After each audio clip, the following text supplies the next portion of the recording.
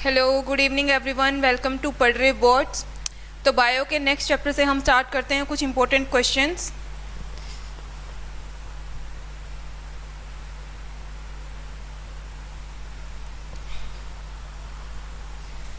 तो सबसे पहला क्वेश्चन है जो है कि टेस्ट क्रॉस क्या होता है। तो टेस्ट क्रॉस में होगा क्या कि जो एक डोमिनेंट फिनोटाइप है जो कि हेट्रोजाइगस होने वाला है और साथ ही जो कि ड्वार्फ वाला करैक्टर होने वाला है जो कि रिसेसिव होगा, इन दोनों के बीच में क्रॉसिंग कराई जाती है। तो जब क्रॉसिंग कराएंगे तो क्या हमें पता है कि जो हेट्रोजाइगस है उसके अंदर दो गैमेट्स की फॉर्मेशन होने वाली है, तो एक कैपिटल टी और एक स्मॉल टी। और ड्वार्फ के केस में देखेंगे तो क्या होगा, एक सिंगल जो गैमेट है उसकी फॉर्मेशन होगी जो कि होगा स्मॉल टी। ठीक है, अब अगर हम इसके बाद देखें कि क्या चांसेस हैं हमारे पास कि जो हमारी प्रोजेनी है वो टोल आने वाली है या ड्वार्फ आने वाली है, तो इन केसेस में बोले तो जो टेस्ट क्रॉस है, टेस्ट क्रॉस में जहाँ पर जो तो जहाँ पर जो हेट्रोजाइगस डोमिनेंट लिया गया है वो और जो एक होमोजाइगस रिसेसिव है वो, तो इनके अंदर होता क्या है, जो रेशो मिलती है या फिर जो आउटकम हम लोगों को मिलता है हमारी प्रोजेनी में, तो वो 1:1 का मिलेगा। और वो कैसे मिलेगा कि अगर हम क्रॉसिंग कराएंगे तो जो एक पॉसिबिलिटी है वो टोल की विथ हेट्रोजाइगस, ठीक है, और जो ड्वार्फ होगा उसकी पॉसिबिलिटी क्या होगी, ये हेट्रोजाइगस नहीं सॉरी जो रिसेसिव होने वाला है उसकी पॉसिबिलिटी ये होगी। तो होता क्या है कि जो टेस्ट क्रॉस है, टेस्ट क्रॉस में बेसिकली कुछ नहीं होगा, सिर्फ इतना होगा कि जो F1 रेशो है या जो हमारी फर्स्ट फीलियल जनरेशन की रेशो निकल कर आती है वो 1:1 निकल कर आती है। और आपको इस चीज़ का ध्यान रखना है कि जो टेस्ट क्रॉस है उसके अंदर जो जीनोटाइप होगा पेरेंटल जनरेशन का, वो जीनोटाइप टोल के लिए हेट्रोजाइगस और रिसेसिव के लिए तो आप सब जानते ही हो। तो टेस्ट क्रॉस में ये होता है कि जो एक डोमिनेंट फिनोटाइप है किसी भी ऑर्गेनिज्म का, उसको क्रॉस कराया जाता है किसी होमोजाइगस रिसेसिव जीनोटाइप के साथ। ठीक है, तो रिजल्ट में मिलेगा क्या, हमें टॉल भी मिलेगा और ड्वार्फ भी मिलेगा, लेकिन जो उनके बीच की रेशो होगी वो रेशो 3:1 या फिर 1:2:1 ना होकर वो रेशो सिर्फ 1:1 होगी। अब अगला क्वेश्चन जो बेसिकली ये है क्या, जो टर्म्स हैं जो कि इम्पोर्टेंट हैं या कोई ऐसा कॉन्सेप्ट जो कि आपके एग्ज़ाम के लिए इम्पोर्टेंट है, उन चीज़ों को इंक्लूड किया गया है इसमें। तो सबसे पहले जीन अगर आ जाता है तो जीन होता क्या है, gene is the unit of inheritance. हमारे जो इनहेरिटेंस है, इनहेरिटेंस की जो यूनिट है वो क्या है, वो जीन है। और जीन के पास क्या होता है कि जो जीन है इट कंटेन्स इंफॉर्मेशन, ये वो इंफॉर्मेशन कैरी करता है जो किसी भी पर्टिकुलर ट्रेट किसी भी ऑर्गेनिज्म में उसको एक्सप्रेस करता है। ठीक है, साथ ही जो जीन्स हैं उसके कंट्रास्टिंग ट्रेट्स होते हैं जो कि हमेशा पेयर्स में प्रेजेंट होंगे और उनको हम क्या बोलते हैं, अलील बोलते हैं। हम लोग ऐसा भी बोल सकते हैं कि जो अलील्स है वो स्लाइटली कुछ डिफरेंट फॉर्म होगी एक जीन की। तो ये अलील की डेफिनेशन होगी। और साथ ही एक ऑर्गेनिज्म के अंदर 2 अलील्स प्रेजेंट होते हैं फॉर ईच जीन। तो ये तो था जीन और अलील्स के बारे में। अब अगर फिनोटाइप या जीनोटाइप की बात की जाए तो फिनोटाइप में होगा क्या, फिनोटाइप में वो कैरेक्टर्स होते हैं जिनको हम ऑब्जर्व कर लेते हैं या फिर देखकर बता सकते हैं या देखते ही पता चल जाए कि ये टोल है, ड्वार्फ है, रेड है, येलो है, राउंड है या फिर क्या है। तो ये होगा क्या, कुछ observed properties of any organism. और अगर जीनोटाइप की बात करें तो जीनोटाइप में होता क्या है, जो जेनेटिक इन्फॉर्मेशन है कि जो ऑर्गेनिज्म है उसके अंदर जो जेनेटिक इन्फॉर्मेशन है वो क्या है। और उनको हम कैसे बताएंगे कि अगर टोल है तो उसके जीनोटाइप्स ये होने वाले हैं, अगर हमें स्मॉल मिल रहा है या ड्वार्फ मिल रहा है तो उसका जो जीनोटाइप है या फिर जेनेटिक इन्फॉर्मेशन है वो हम इस तरीके से एक्सप्रेस करेंगे या फिर लिखेंगे। और साथ ही जो हेटेरोजाइगस कंडीशन है उसको भी ध्यान रखना। हेटेरोजाइगस कंडीशन में होता क्या है, ये हेटेरोजाइगस कंडीशन होता है कि जहाँ पर जो अलील्स प्रेजेंट हैं किसी भी जीन के, वो दोनों ही अलील अगर एक कैपिटल और एक स्मॉल है तो उसमें क्या होगा, हेटेरोजाइगस होगा। और ये भी याद रखना कि जो हेटेरोजाइगस होगा इसके अंदर जो पॉसिबिलिटी है गैमेट्स बनने की वो हमेशा 2 गैमेट्स बनने की पॉसिबिलिटी होगी, ठीक है। और अगर हम लोग रिसेसिव की बात करें तो रिसेसिव में हमेशा एक ही गैमेट बनता है। और जो डोमिनेंट होगा वो अपने आप को एक्सप्रेस करेगा। वो कब एक्सप्रेस करेगा, चाहे उसके साथ रिसेसिव ट्रेट प्रेजेंट हो या ना हो, तो ये अपने आप को एक्सप्रेस करेगा ही करेगा। लेकिन अगर रिसेसिव की बात की जाए तो रिसेसिव तभी अपने आप को एक्सप्रेस कर पाएगा अगर वो होमोजाइगस कंडीशन में प्रेजेंट होगा तो। अब उसके बाद कुछ लॉज हैं, जैसे कि आप सबको पता ही है कि मेंडल ने अपने एक्सपेरिमेंट्स के बेसिस पर कुछ लॉज के बारे में भी बताया था। तो सबसे पहले अगर लॉ ऑफ सेग्रीगेशन की बात करें तो ये वो बताता है, हम लोगों को पता है कि कोई भी ऑर्गेनिज्म है उसके पास एक जीन के 2 अलील्स होते हैं, ठीक है। तो उन्होंने अपने एक्सपेरिमेंट में ये बताया था, एक्सपेरिमेंट के बेस पर उन्होंने ये बताया था कि जो एलील्स हैं जब गैमेट की फॉर्मेशन स्टार्ट हो जाएगी तो उस टाइम पर ये जो अलील्स हैं ये एक दूसरे से अलग हो जाएंगे। कब होंगे अलग, जब गैमेट फॉर्मेशन होगी या फिर जब मियोसिस या फिर सेल डिवीज़न की बारी आएगी उस टाइम पर। और साथ ही जो अलील्स हैं वो अलील्स आपस में ब्लेंड नहीं करेंगे, भले ही हमें जो F1 जनरेशन है उसके अंदर सिर्फ एक जो डोमिनेंट होगा उसके कैरेक्टरिस्टिक्स नज़र आए, लेकिन जब F2 हम करेंगे तो हमारे पास जो पेरेंटल जनरेशन में कैरेक्टरिस्टिक्स थे जैसे कि टॉल और ड्वार्फ, तो इस केस में होगा क्या कि हमें दोनों के दोनों ही जो ट्रेड्स थे वो हमारे रिजल्ट में मिलेंगे। तो बेसिकली जो एलील्स हैं वो आपस में ब्लेंड नहीं करेंगे और साथ ही जो दोनों कैरेक्टर्स हैं वो दोनों कैरेक्टर्स रिकवर होंगे। कब होंगे, F2 जनरेशन या फिर सेकेंड फिलियल जनरेशन के टाइम पर। इसमें फिर वही सेम चीज़ लिखी हुई है कि जो होमोजाइगस होंगे इंडिविजुअल्स वो सिर्फ एक टाइप के गैमेट्स बनाने वाले हैं, लेकिन अगर हेटेरोजाइगस की बात की जाए तो वो 2 टाइप के गैमेट्स फॉर्म करेंगे, each having 1 allele with equal proportion. अब बारी आती है कोडोमिनेंस की, तो ये बहुत फेवरेट क्वेश्चन है। तो कोडोमिनेंस में होता क्या है कि जो दोनों के दोनों एलील्स होंगे वो दोनों ही एलील्स अपने आप को एक्सप्रेस करेंगे। ऐसा कुछ नहीं होगा कि ये इसको आगे नहीं आने देगा या फिर इसको आगे नहीं आने देगा, ठीक है। तो इसमें होता क्या है कि जो दोनों ही एलील्स हैं वो दोनों ही अपने आप को एक्सप्रेस करने के लिए एबल होते हैं और इंडिपेंडेंटली अपने आप को एक्सप्रेस करेंगे। तो इसका सबसे मोस्ट फेवरेट एग्जांपल वही ABO ब्लड ग्रुपिंग का है कि आपको पता ही है जो ABO ब्लड ग्रुपिंग होती है ह्यूमंस में वो कौन सा जीन कंट्रोल करता है, तो वो I जीन कंट्रोल करता है, ठीक है। जैसे कि IA और IB ये दोनों डोमिनेंट ओवर I, तो अगर IA और I प्रेजेंट होंगे तो सिर्फ एक एक्सप्रेस करेगा, ठीक है। लेकिन अगर IA और IB दोनों ही एलील्स प्रेजेंट हैं तो जो ब्लड ग्रुप होगा वो ब्लड ग्रुप किसी भी इंडिविजुअल का A और B होने वाला है। साथ ही जो ABO ब्लड ग्रुपिंग है वो बहुत अच्छी डेफिनेशन है या बहुत अच्छा एग्जाम्पल है किस चीज़ का, मल्टीपल एलील्स का। तो ये क्वेश्चन भी आपसे पूछा जा सकता है कि मल्टीपल एलील्स क्या होते हैं, तो आप उसमें डिफाइन कर सकते हो कि मल्टीपल एलील्स वो होंगे कि किसी भी जीन के 2 एलील्स से ज़्यादा अगर एलील्स प्रेजेंट हैं तो उन्हें हम क्या बोलेंगे, मल्टीपल एलील्स बोलेंगे।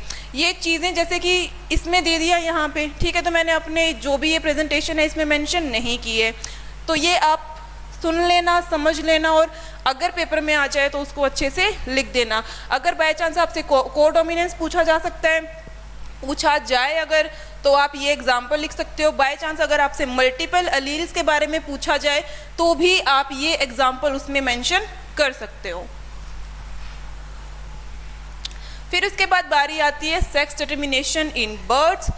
तो होता क्या है, जो बर्ड्स है, बर्ड्स के अंदर ZW टाइप की सेक्स डिटर्मिनेशन देखी जाती है, ठीक है। तो जो फीमेल्स होती हैं, फीमेल्स के पास जो उनकी जो कंडीशन होती है वो हेटेरोजाइगस कंडीशन होती है, ठीक है। Z और W हेटेरोजाइगस है, बिल्कुल हेटेरोजाइगस है। लेकिन अगर मेल की बात करें तो मेल क्या होते हैं, होमोजाइगस होते हैं, बिल्कुल होमोजाइगस होते हैं। तो अब अगर हम इनके क्रॉसिंग करा कर देखें,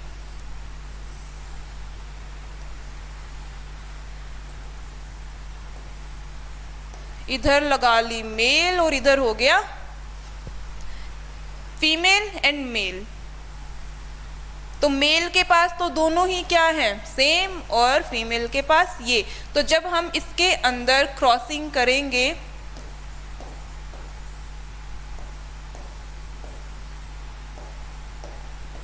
तो हमारा रिजल्ट जो निकल कर आएगा वो रिजल्ट ये निकल कर आएगा। तो हम बोल सकते हैं कि जो यहाँ पर या फिर जो बर्ड्स के अंदर सेक्स डिटर्मिनेशन होता है उसके अंदर नॉर्मली जो फीमेल्स हैं उनके पास ZW होगा और जो मेल्स हैं उनके पास ZZ क्रोमोसोम्स प्रेजेंट होंगे। इसमें जो मेल्स की अगर लाइक ह्यूमंस की बात करें तो ह्यूमंस में अपोजिट होता है। ह्यूमंस में जो मेल होता है उनके पास हेटेरोजाइगस कंडीशन होती है क्रोमोसोम्स की, लेकिन जो फीमेल्स होती हैं वहाँ पर उनके पास क्या होती है, होमोजाइगस कंडीशन होगी।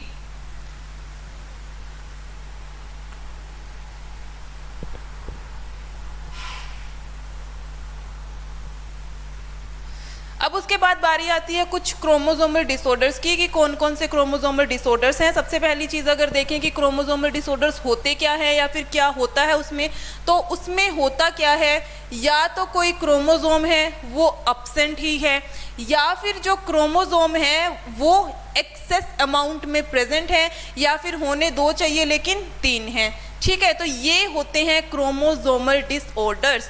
और अगर इसमें भी देखें तो अगर एन्यूप्लॉइडी या पॉलीप्लॉइडी की बात की जाए तो जो एन्यूप्लॉइडी है इसमें होगा क्या कि जो सेग्रीगेशन होती है क्रोमैटिड्स की, जब हम सेल डिवीज़न पढ़ रहे थे तो उसमें हम लोगों ने पढ़ा था कि जब क्रोमैटिड्स सेग्रीगेट होना शुरू होते हैं तो उसके बाद आगे फर्दर डिवीज़न होती है, ठीक है। लेकिन अगर उस सेग्रीगेशन के अंदर कोई फेलियर आ रहा है या फिर सेल डिवीज़न के टाइम पर जो क्रोमैटिड्स हैं वो डिवाइड नहीं कर पा रहे हैं, उनके सेग्रीगेशन में प्रॉब्लम आ रही है, तब उस टाइम पे जो कंडीशन होती है वो एन्यूप्लॉइडी कंडीशन होती है। और इसका रिजल्ट क्या होता है कि जो क्रोमोसोम है हो सकता है उसका लॉस भी हो जाए या फिर गेन भी हो जाए। ये वही चीज़ है, हो सकता है कि जो इम्पोर्टेंट क्रोमोसोम है वो अब्सेंट हो या फिर हो सकता है कि एक क्रोमोसोम एक्स्ट्रा प्रेजेंट हो। अगर पॉलीप्लॉइडी की बात की जाए तो इसमें तो क्या था, जो क्रोमैटिड्स हैं उसके सेग्रीगेशन में फेलियर होने की वजह से, ठीक है। लेकिन पॉलीप्लॉइडी में जो साइटोकाइनेसिस होता है टीलोफेज के बाद, अगर उसमें किसी भी टाइप की फेलियर या प्रॉब्लम आ रही है तो उस वजह से जो कंडीशन होती है वो कंडीशन क्या होती है, पॉलीप्लॉइडी होती है। और उसमें होता क्या है, जो क्रोमोसोम्स का एक सेट है उसके अंदर इंक्रीज हो जाता है।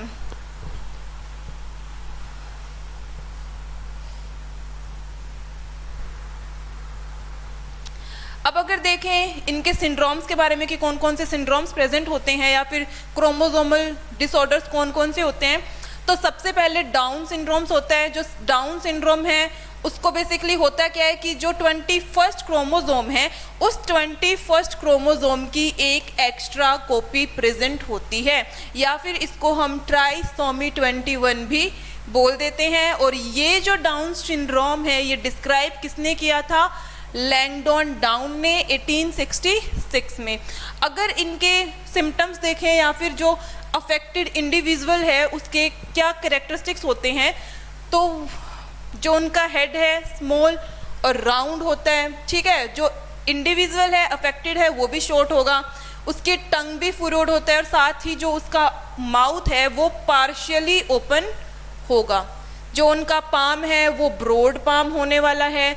उनके फिजिकल, साइकोमोटर या फिर मेंटल डेवलपमेंट जो होती है वो अच्छे से नहीं हो पाती है। तो हम बोल सकते हैं कि इन सभी जो डेवलपमेंट है, इन सभी डेवलपमेंट में क्या होती है, रिटार्डेशन होती है।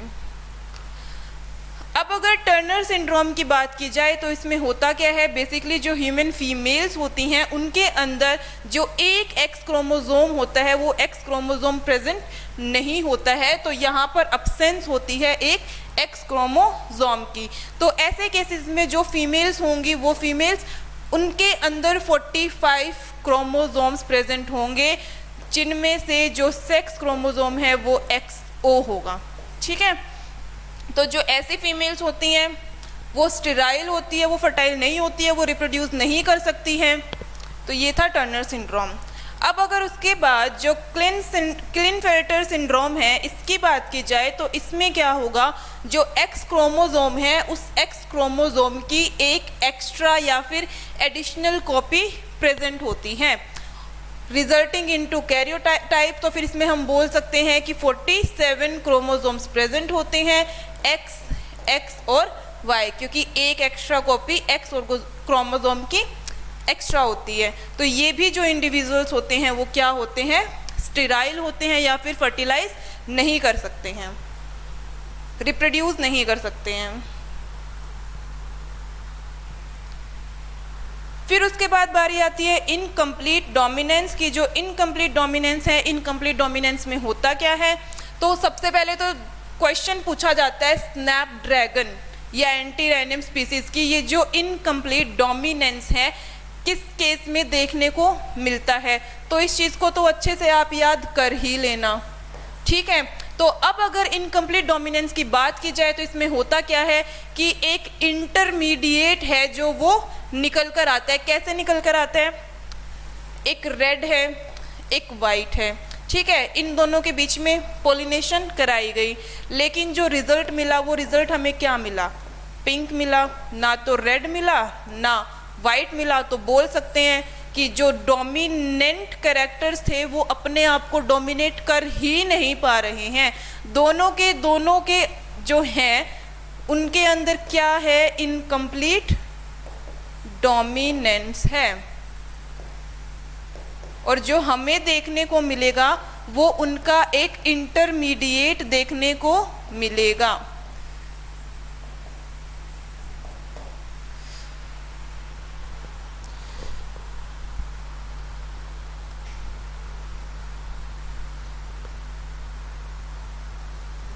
ये हमने किया भी था RR जो कि रेड और ये है वाइट का। जब इनके बीच में क्रॉसिंग कराई गई थी तो हमें ये मिले थे, लेकिन ये जो फ्लावर्स थे वो पिंक कलर के थे। तो हम बोल सकते हैं कि यहाँ पर इनकम्प्लीट डोमिनेंस है, क्योंकि ना तो रेड, मेन तो रेड ही है क्योंकि हम लोग F1 जनरेशन की बात कर रहे हैं अभी, है ना। तो F1 जनरेशन में किसके करेक्टर्स आने चाहिए थे, जो डोमिनेंट पेरेंट है उसके करेक्टर आने चाहिए थे, लेकिन यहाँ पर तो ना डोमिनेंट के आए हैं और ना ही रिसेसिव के आए हैं। तो यहाँ पर जो रिजल्ट निकल कर आया है वो इंटरमीडिएट रिजल्ट निकल कर आया है। तो हम बोल सकते हैं कि जो ये पेरेंटल जनरेशन है वो अपनी ट्रेट्स, जो उनके ट्रेट्स हैं वो अपने आप को नहीं एक्सप्रेस कर पा रहे हैं। तो ये होता है इनकम्प्लीट डोमिनेंस। अब बारी आती है रिकॉग्निशन ऑफ मेंडल्स वर्क। जैसे कि हम सबको पता ही है कि मेंडल ने काफ़ी साल तक जब काम किया था तो उनके वर्क को रिकॉग्निशन नहीं मिला था, ठीक है। तो 1900 तक तो उनको उनके काम के लिए जाना ही नहीं जा रहा था। तो पहले अगर बात करें कि क्या वजह थी, किस वजह से जो मेंडल है उनको अपने एक्सपेरिमेंट में क्या मिला था, फेलियर मिला था, तो क्या रीज़न था कि उन्होंने जो अपना कॉन्सेप्ट दिया था फैक्टर्स का, जिनको जीन्स बोला जाता है, वो उस टाइम के हिसाब से एक्सेप्टेड नहीं किया गया था। वो एक्सेप्ट क्यों नहीं किया गया था, क्योंकि उनके पास कोई भी फिजिकल वर्क का कोई भी प्रूफ नहीं था। और साथ ही जो मेंडल का प्रिंसिपल है, जिन्होंने ये बताया था कि जो अलील्स हैं वो आपस में ब्लेंड नहीं करेंगे, तो ये चीज़ भी यूनिवर्सली ट्रू निकलकर नहीं आई थी। और साथ ही उन्होंने अपने एक्सपेरिमेंट्स में मैथमेटिक्स का यूज़ किया था, और मैथमेटिक्स का यूज़ करना बायोलॉजी में उस टाइम पे बहुत कॉमन नहीं था। तो at that time it was not so common, तो इस वजह से भी उनको या फिर उनके जितने भी एक्सपेरिमेंट्स थे उनको रिजेक्ट कर दिया गया था।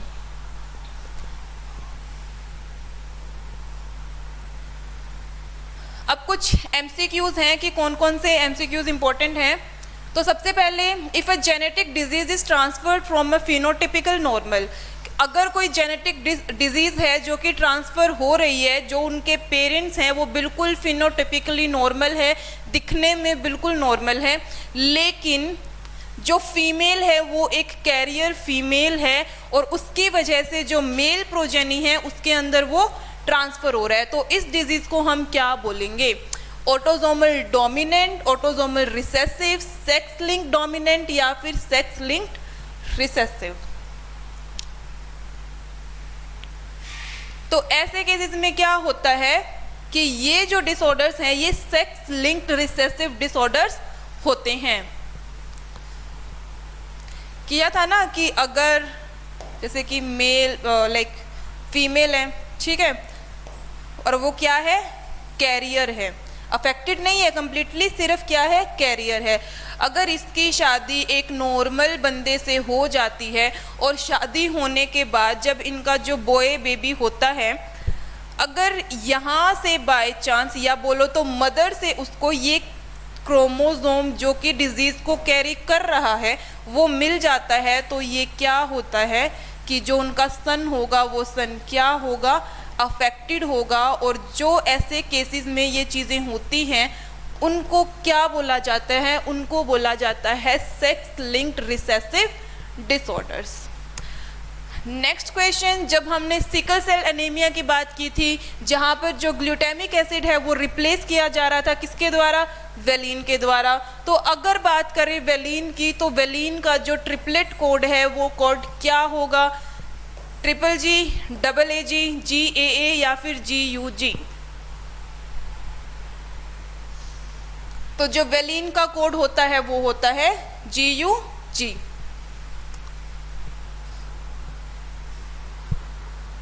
उसके बाद क्वेश्चन है कि जो ZZZW टाइप का जो सेक्स डिटर्मिनेशन है ये किन में देखा जाता है? प्लेटिपस में, स्नेल्स में, कॉकरोच में या फिर पिकॉक में?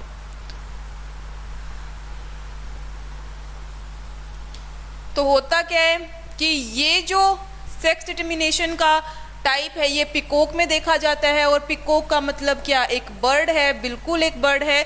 तो यहाँ पर पिकॉक का नाम दिया है, लेकिन हो सकता है आपको किसी भी बर्ड का नाम देकर पूछ लिया जाए कि ये जो डिटर्मिनेशन है ये क्या इसमें होगी, तो इसमें कंफ्यूज मत होना और इसको अच्छे से अटेम्प्ट करना।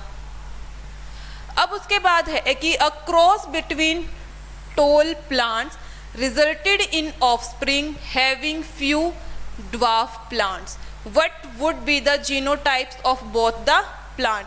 कि जो टॉल प्लांट है इनके बीच में क्रॉसिंग कराई गई थी, तो जो रिजल्ट है, रिजल्ट में हमें ड्वार्फ प्लांट भी मिला था। तो जो पेरेंटल जनरेशन है उनका जीनोटाइप क्या रहा होगा? यही रहा होगा, क्योंकि जब हमने ये चीज़ की थी तो उस टाइम पे हमें ये रिजल्ट मिला था कि जो सभी के सभी ऑफस्प्रिंग्स हैं वो क्या हैं? टॉल हैं। लेकिन जब हम लोगों ने फिर इन्हीं टॉल की दोबारा से क्रॉसिंग कराई तो हमें क्या मिला था? ये रिजल्ट मिला था। तो हम बोल सकते हैं कि ये इस केस में होगा।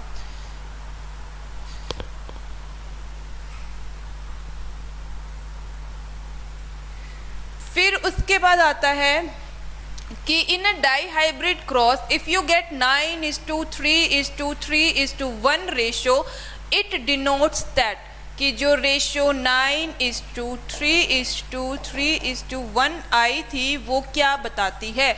क्या वो ये बताती है कि जो एलील्स हैं दो जीन्स के वो आपस में एक दूसरे के साथ इंटरेक्ट कर रहे हैं, या फिर ये बताती है कि ये जो है एक मल्टीजेनिक इनहेरिटेंस है, या फिर ये एक मल्टीपल एलिलिज्म का केस है, या फिर ये बताता है कि जो एलील्स हैं, एलील्स ऑफ टू जीन्स जो हैं वो सेग्रीगेट कर रहे हैं या सेग्रीगेट होंगे इंडिपेंडेंटली।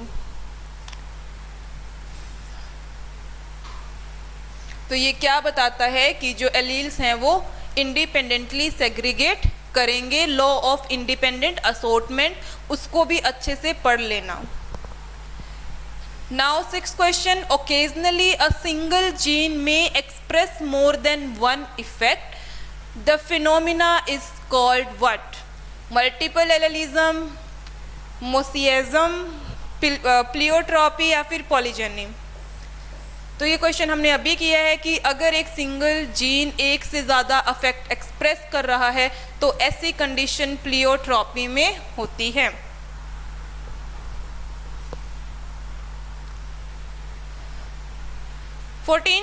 सेवेंथ क्वेश्चन की जो रिसेसिव अलील है उसको एक्सप्रेस कैसे करेंगे?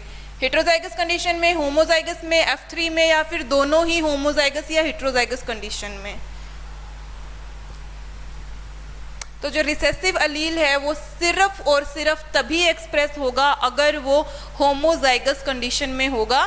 तो the characters which appear in the first filial generation are called recessive characters, dominant characters, holandric characters या फिर लीथल कैरेक्टर्स। जो चीज़ें आपने पढ़ी ही नहीं है उनको तो आप वैसे ही क्रॉस ही मार देना, ठीक है। तो जो फर्स्ट फीलियल जनरेशन में कैरेक्टर्स हमें मिले थे वो कैरेक्टर्स सभी के सभी क्या थे? डोमिनेंट कैरेक्टर्स थे।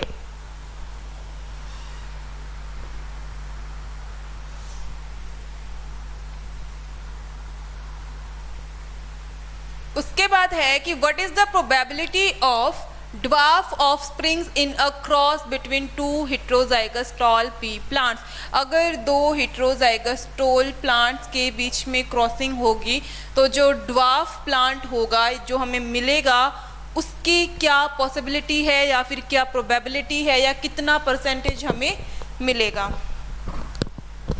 तो इसके रिज़ल्ट में हमें 3:1 रेशो मिली थी, जिसका मतलब था कि जो टॉल है वो 75% प्रेजेंट हैं और जो ड्वार्फ है वो 25% हमें मिल रहे हैं।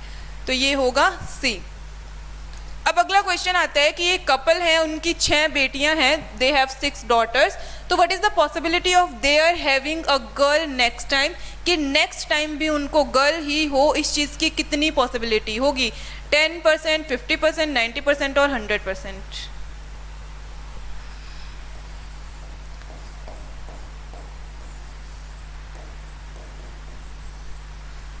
तो ये था फीमेल मेल क्रोमोसोम्स, ठीक है। तो जब इनके बीच में क्रॉसिंग कराई गई थी तो हमें रिजल्ट क्या मिले थे? XY और जो XX हैं उनके रिजल्ट हमें क्या मिले थे? 50-50% मिले थे। तो चाहे यहाँ पे 6 डॉटर्स की बात हो रही हो, 60 डॉटर्स की बात हो रही हो, कितनी ही डॉटर्स की बात हो रही हो, लेकिन जो अगली पॉसिबिलिटी है कि लड़की ही होगी उसकी पॉसिबिलिटी 50% ही रहेगी, क्योंकि जो मेल और फीमेल में सेक्स डिटर्मिनेशन जब होता है तो उस टाइम पर जो पॉसिबिलिटी होती है बॉयज़ की और गर्ल्स की वो 50-50% होती है।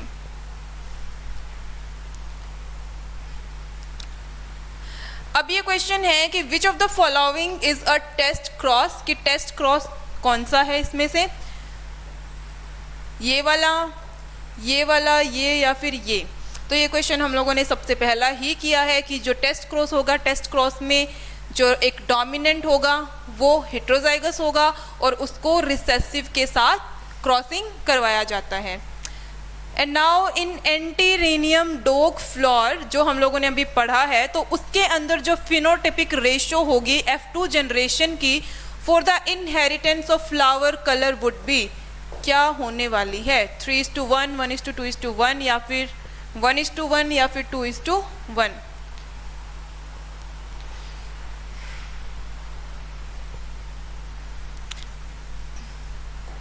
तो 1:2:1 होगी। और ये किसका एग्जाम्पल है? अभी हमने पढ़ा था इनकम्प्लीट डोमिनेंस का।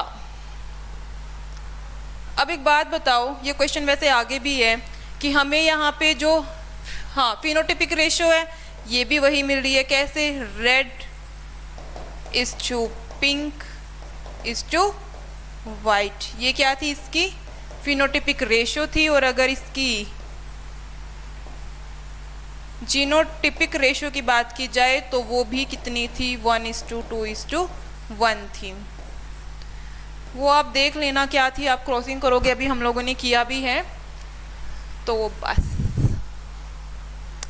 अब 13th क्वेश्चन है कि जो फिनोटिपिक या जीनोटिपिक रेशियो है वो किस केस में सेम थी। हमने ये क्वेश्चन अभी किया है, वो थी इनकम्प्लीट डोमिनेंस में, कि जो फिनोटिपिक या जीनोटिपिक रेशियो है वो दोनों की ही 1:2:1 थी।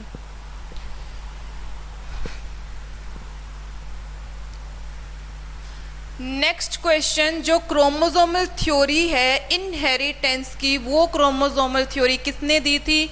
मॉर्गन एट ऑल ने, Sutton and Boveri, Hugo de Vries या फिर ग्रेगर जे मेंडल। तो जो क्रोमोसोमल थ्योरी थी इनहेरिटेंस की वो सटन एंड बॉवेरी ने दी थी। और साथ ही जो क्रोमोसोमल थ्योरी की वेरिफिकेशन के लिए एक्सपेरिमेंट्स किए गए थे वो एक्सपेरिमेंट मॉर्गन एट ऑल ने किए थे। और वो एक्सपेरिमेंट किस पे किए गए थे? वो एक्सपेरिमेंट ड्रोसोफिला पर किए गए थे। तो ये जो ड्रोसोफिला है इसके कुछ कैरेक्टरिस्टिक्स रहे होंगे, तो उन कैरेक्टरिस्टिक्स को आप अच्छे से पढ़ लेना। और साथ ही जो प्लांट के पी प्लांट हैं, पी प्लांट के भी जो कंट्रास्टिंग कैरेक्टर्स थे उनको भी अच्छे से कर लेना। तो इतना ही था इस चैप्टर में जो इम्पोर्टेंट क्वेश्चंस थे। ओके स्टूडेंट्स, थैंक यू, मिलते हैं अगली क्लास में।